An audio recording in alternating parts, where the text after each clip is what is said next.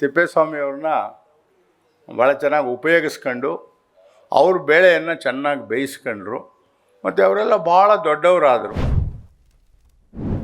ನಾನು, ಸಿದ್ದರಾಮಯ್ಯನವರು, ಉಗ್ರಪ್ಪನವರು ನಾವೆಲ್ಲ ತಿಪ್ಪೇಸ್ವಾಮಿಯವ್ರ ಜೊತೆಯಲ್ಲಿ ಶಾಸಕರಾಗಿ ಕೆಲಸ ಮಾಡ್ತಕ್ಕಂಥ ನಾನು ದೌರ್ಭಾಗ್ಯನೋ ಸೌಭಾಗ್ಯನೋ ಒಟ್ಟಲ್ಲಿ ಸಿಕ್ಕಿತ್ತು ನಮಗೆ.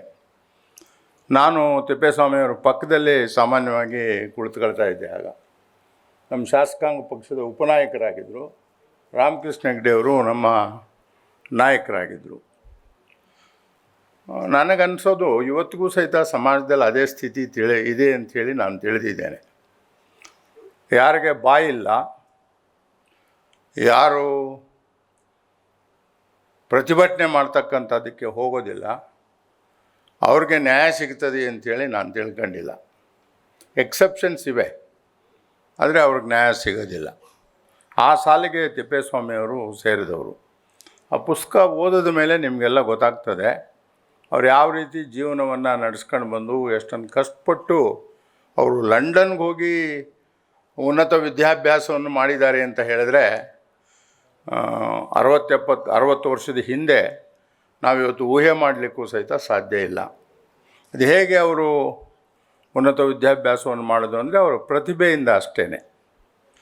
ನಾನು ವೈಯಕ್ತಿಕವಾಗಿ ಅವರ ಜೊತೆಯಲ್ಲಿ ಸುಮಾರು 5 ವರ್ಷಗಳ ಕಾಲ ಶಾಸಕನಾಗಿದ್ದವನು. ಭಾಳ ಮಾತು ಕಡಿಮೆ, ಅವ್ರು ಮಾತನಾಡಿದ್ದು ನಾನು ಕೇಳಿಸ್ಕೊಂಡೇ ಇಲ್ಲ. ಶಾಸಕಾಂಗ ಸಭೆಯಲ್ಲೂ ಒಂದು 4 ಮಾತು ಹೇಳೋರು, ಅವರು ಮಾತನಾಡಿದ್ದಾರೆ, ಇವ್ರು ಮಾತನಾಡಿದ್ದಾರೆ, ನಾನು ಮಾತನಾಡೋದೇನು ಉಳಿದಿಲ್ಲ ಅಂತ ಹೇಳಿಬಿಟ್ಟು ಕುಳಿತುಕೊಬಿಡೋರು ಅವರು. ಆದರೆ ಒಂದು ವಿಷಯ ಸತ್ಯವಾದ ಮಾತು ಮಾನ್ಯ ಆಂಜನೇಯರು ಹೇಳಿದ್ದು, ಅದು ಯಾವಾಗ ಅವರು ಈ ಮೇಲ್ಪದರದಲ್ಲಿ ಪರಿಶಿಷ್ಟ ಜಾತಿ ಪರಿಶಿಷ್ಟ ಪಂಗಡದಲ್ಲಿರ್ತಕ್ಕಂಥ ಮೇಲ್ಜಾತಿಯವರಿಗೆ ಮೇಲ್ಪದರದವ್ರಿಗೆ ಮೀಸಲಾತಿಯನ್ನು ಕೊಡಬಾರ್ದು ಅಂತಕ್ಕಂಥ ನಿರ್ಣಯವನ್ನು ಮಂಡಿಸಿದ್ರು. ಅವತ್ತಿನಿಂದ ಅವರು ಅವತ್ತಿನ ಕಾಲಕ್ಕೆ ಭಾಳ ಅನ್ಪಾಪ್ಯುಲರ್ ಲೀಡರ್ ಆದರು ತಿಪ್ಪೇಸ್ವಾಮಿಯವರು. ಕೆನೆಪದರ, ಕ್ರೀಮಿ ಲೇಯರ್, ಅದೇ ನಾನು ಹೇಳ್ತಿರೋದು. ಕೊಡಬಾರ್ದು ಅಂತ ಹೇಳಿದ್ದವರು, ಕ್ರೀಮಿ ಲೇಯರ್ಸಿಗೆ ಕೊಡಬಾರ್ದು ಅಂತ ಹೇಳಿದ್ರು. ಇವತ್ತಿಗೂ ಸಹಿತ ಅದನ್ನು ಮನಸ್ಸಿನಲ್ಲಿ ಕೆಲವರು ಹೇಳ್ತಾರೆ, ಕೆಲವರು ಹೇಳ್ಕೊಳ್ಳೋದಿಲ್ಲ. ಕೆಲವರು ಹೇಳ್ತಾರೆ, ಕೆಲವರು ಹೇಳ್ಕೊಳ್ಳೋದಿಲ್ಲ. ಅದೇನೇ ಇರಲಿ, ಬಹುಶಃ ಒಂದು ವಿಚಾರವನ್ನು ನಮ್ಮ ಜನತಾ ಪರಿವಾರದ ನಾಯಕರುಗಳು ಭಾಳ ಚೆನ್ನಾಗಿ ಉಪಯೋಗಿಸ್ಕೊಂಡ್ರು.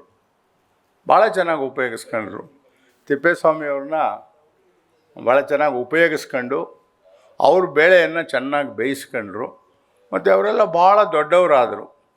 ನಾನು, ಉಗ್ರಪ್ಪ, ಸಿದ್ದರಾಮಯ್ಯನವರೆಲ್ಲ ಹೀಗೆ ಉಳಿದ್ವಿ ನಾವು. ಅವರೆಲ್ಲ ಭಾಳ ದೊಡ್ಡವರಾಗೋಗ್ಬಿಟ್ರು. ಏನು ರೀ, ಭಾಳ ದೊಡ್ಡವರಾದರು. ತಿಪ್ಪೇಸ್ವಾಮಿಯವ್ರನ್ನ ಉಪಯೋಗಿಸ್ಕೊಂಡು ನಾನು ಹೆಸರು ಹೇಳಿ ಕಾಂಟ್ರವರ್ಸಿ ಮಾಡೋದ್ರಿಂದ ಏನೂ ಉಪಯೋಗ ಆಗೋದಿಲ್ಲ. ಏನೋ ಸಿದ್ದರಾಮಯ್ಯನವರು ಭಾಳ ಧೈರ್ಯ ತಗೊಂಡು ಕಾಂಗ್ರೆಸ್ ಪಕ್ಷಕ್ಕೆ ಹೋಗಿದ್ದರಿಂದ ಅವ್ರನ್ನ ಒಪ್ಕೊಂಡು ಕಾಂಗ್ರೆಸ್ ಪಕ್ಷದವರು ಇಂಥ ಒಬ್ಬ ಸಮರ್ಥ ನಾಯಕನಿಗೆ ಒಳ್ಳೆಯ ಸ್ಥಾನ ಕೊಡಬೇಕು ಅಂತ ಹೇಳಿ ಮುಖ್ಯಮಂತ್ರಿ ಮಾಡಿದ್ರಿಂದ ಅವ್ರ ವಿಚಾರಗಳಿಗೆ ಮನ್ನಣೆ ಸಿಕ್ಕಿದೆ ಹೊರತು ಇಲ್ಲದೆಯವರೇ ಆಗ್ತಾ ಇರಲಿಲ್ಲ. ಅಂಥ ಒಂದು ಸಮಾಜ. ಈ ಸಮಾಜದಲ್ಲಿ ಕೆಲಸ ಮಾಡೋದು ಸಹಿತ ಬಹಳ ಕಷ್ಟ. ನಮ್ಮ ಸಿದ್ದರಾಮಯ್ಯನವ್ರಿಗೆ ಹೆಗ್ಡೆಯವರ ತಂತ್ರಗಾರಿಕೆ ಮತ್ತು ಬೊಮ್ಮಾಯಿ JH ಪಟೇಲರ ಧೈರ್ಯ, ಚತುರತೆ ಇವೆಲ್ಲವೂ ಸಹಿತ ಅವರು ಕೂಡಿದೆ. ಯಾಕೆಂದರೆ ಇವತ್ತಿನ ಕಾಂಗ್ರೆಸ್ ಪಾರ್ಟಿನಲ್ಲಿ 7.5 ವರ್ಷಗಳ ಕಾಲ ಮುಖ್ಯಮಂತ್ರಿ ಆಗಿರ್ತಕ್ಕಂಥದ್ದು ಭಾಳ ಕಷ್ಟದ ಕೆಲಸ ಅಂಥೇಳಿ ನಾನು ತಿಳ್ಕೊಂಡಿರ್ತಕ್ಕಂಥವನು. ಹೀಗಾಗಿ ನಾನು ಭಾಳ ಚೆನ್ನಾಗಿ ಹೇಳಿದ್ರು ಅವರು, ನಿಮಗೇನಾದರೂ ಸ್ವಲ್ಪ ಈ ಒಳ ಮೀಸಲಾತಿನಲ್ಲಿ ಶಕ್ತಿ ಕೊಡ್ತಕ್ಕಂಥದ್ದು ಇದ್ದರೆ ಅದು ಇವ್ರ ಕಾಲದಲ್ಲಿ ಮಾತ್ರ ಆಗಬೇಕು, ಮತ್ತೆ ಆಗ್ತದೆ ಅಂಥೇಳಿ ನಾನು ತಿಳ್ಕೊಂಡಿಲ್ಲ. ಈ ಕಾಯಿ ಹಣ್ಣಾಗಬೇಕಾದ್ರೆ ಅದು ಚೆನ್ನಾಗಿ ಬಲ್ತಿರಬೇಕು. ಈಗ ಸಮಯ ಬಲ್ತಿದೆ, ಅದನ್ನು ಹಣ್ಣು ಮಾಡ್ತಾರವರು ಅಂಥೇಳಿ ನಾನು ತಿಳ್ಕೊಂಡಿದ್ದೇನೆ. ತಿಪ್ಪೇಸ್ವಾಮಿಯವರಂಥ ಸಜ್ಜನ ರಾಜಕಾರಣಿಗಳು ನಿಜ. ಆದರೆ ಜಾತಿಗೆ ಜಾತಿ ವೈರಿ ಅನ್ನೋದು ಭಾಳ ಚೆನ್ನಾಗಿದೆಲ್ಲ ಅರ್ಥ ಆಗ್ತದೆ. KH ರಂಗನಾಥ್ ಅವರು, ತಿಪ್ಪೇಸ್ವಾಮಿಯವರು ಭಾಳ ಚೆನ್ನಾಗಿದ್ದರು ನಿಜ. ಆದರೆ ತಿಪ್ಪೇಸ್ವಾಮಿಯವರು, D. ಮಂಜುನಾಥ್ ಅವರು ಕಲೀಲಿಕ್ಕೆ ಆಗಿರಲಿಲ್ಲ. ಅವ್ರು ಕಲಿಯೋಕ್ಕಾಗ್ತಾ ಇರಲಿಲ್ಲ. ಅದಕ್ಕೆ ಕಾರಣವೂ ಸಹಿತ ನಿಮಗೆ ಗೊತ್ತಿದೆ. ಹೀಗಾಗಿ ಇಷ್ಟಕ್ಕೆ ನನ್ನ ಮಾತುಗಳನ್ನು ನಾನು ನಿಲ್ಲಿಸ್ತೇನೆ. ಸಿದ್ದರಾಮಯ್ಯನವರು ಈ ಪುಸ್ತಕನ ಬಿಡುಗಡೆ ಮಾಡಿದ್ದಾರೆ. ಜಾಹ್ನವಿ ಅವರ ಬಗ್ಗೆ ನಾನು ಕೇಳಿದ್ದೆ. ಭಾಳ ದಿನಗಳಿಂದ ಲಂಕೇಶ್ ಪತ್ರಿಕೆಯಲ್ಲಿ ಬರಿತಾ ಇದ್ದರು. ಈಗೂ ಬರೀತೀರೇನು? ಈಗ ಬೇರೆ ಆಗೋಗ್ಬಿಟ್ಟದಲ್ಲ ಪತ್ರಿಕೆಗಳು. ಲಂಕೇಶ್ದು 2-3 ಪತ್ರಿಕೆ ಆಗಾಗಿದೆಯಲ್ಲ. ಹೀಗಾಗಿ ಈ ಲಂಕೇಶ್ ಪತ್ರಿಕೆಯಲ್ಲಿ ಬರೆಯೋದೇ ಒಂದು ದೊಡ್ಡ ಪ್ರತಿಭೆಗೆ ಮಾತ್ರ ಅಲ್ಲ ಅವಕಾಶ ಕೊಡ್ತಾಯಿದ್ರು ಮೇಷ್ಟ್ರು. ನನಗಂತೂ ಅವರು ಸಿದ್ದರಾಮಯ್ಯನಿಗೂ ಗೊತ್ತಿರಬೇಕು ಈ ವಿಚಾರ. ಅವ್ರದ್ದು ಮೊದಲನೇ ಪತ್ರಿಕೆ ಬಿಡುಗಡೆ ಆದ ದಿನ ನನಗೆ ಭಾಳ ಹೊಗಳು ಬರೆದ್ರು. ಅದಾದಮೇಲೆ ಸುಮಾರು 25 ವರ್ಷ ಅವರೇ ಸಂಪಾದಕರಾಗಿ ಆ ಪತ್ರಿಕೆಯನ್ನು ನಡೆಸಿದರು. ಯಾವಾಗೂ ಟೀಕೆಯನ್ನೇ ಮಾಡೋರು. ನನ್ನ ಒಳ್ಳೆಯ ಸ್ನೇಹಿತರು. ಹೀಗಾಗಿ ನಾನೇನು ಮಾತಾಡೋಕ್ಕೆ ಹೋಗ್ತಾ ಇರಲಿಲ್ಲ. ಅವರು ಕೊನೆ ಕಾಲದಲ್ಲಿ ನಾನು ಅವ್ರ ತೋಟಕ್ಕೆ ಹೋಗಿದ್ದೆ. ಏನು ಮಾಸ್ಟ್ರೇ, ನೀವು ಎಲ್ರಿಗೂ ಹೊಗಳಿದ್ದೀರಾ, ನನಗೆ ಯಾಕಪ್ಪ ಇಷ್ಟೊಂದು ತೆಗಳಿದ್ದೀರಾ ನೀವು ಅಂಥೇಳಿ ನಾನು ಕೇಳಿದೆ. ಸಿಂಧ್ಯಾ, ಬೇಜಾರು ಮಾಡ್ಕೋಬೇಡ. ಯಾವುದೇ ಒಂದು ನಾಟಕ, ಯಾವುದೇ ಒಂದು ಸಿನಿಮಾ ಸಕ್ಸಸ್ ಆಗಬೇಕಾದ್ರೆ ಹೀರೋ ಜೊತೆಗೆ ಒಬ್ಬ ವಿಲನ್ ಇರಬೇಕು ಕಣಯ್ಯ. ನಿನಗೂ ಜೀವರಾಜ್ ಆಳವನಿಗೆ ನಾನು ವಿಲನ್ ಮಾಡ್ಕೊಂಡಿದ್ದೆ, ಬೇಜಾರು ಮಾಡ್ಕೋಬೇಡ ಅಂತ ಹೇಳಿದರು ನನಗವರು. ಹೀಗೆ ಅನೇಕ ಪಾತ್ರಗಳನ್ನು ವಹಿಸಿದ್ದೇವೆ.